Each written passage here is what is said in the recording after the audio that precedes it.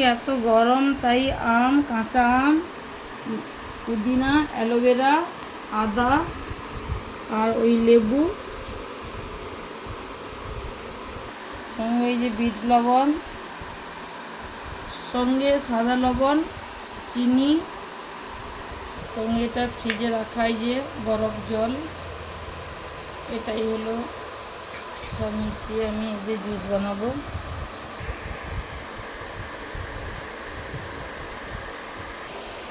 ওই যে জুস হয়েছে এটা, এখন ওই জুসটা খাবো আমরা।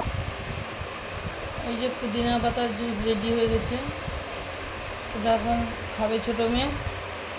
ওই যে ছোটো মেয়ে এখন খাচ্ছে। এই যে বলছে খুব সুন্দর টেস্ট হয়েছে, ও খাচ্ছে।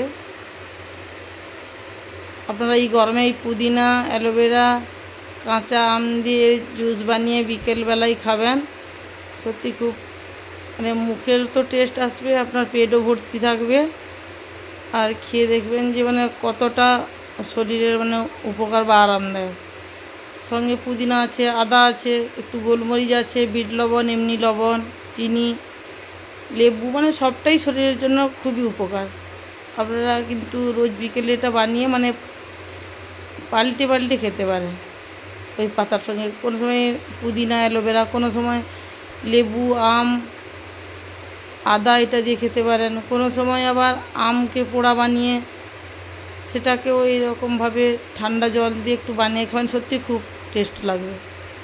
আমরা এই গরমের দিনে এইভাবে রোজ বিকেলে খেতে থাকি।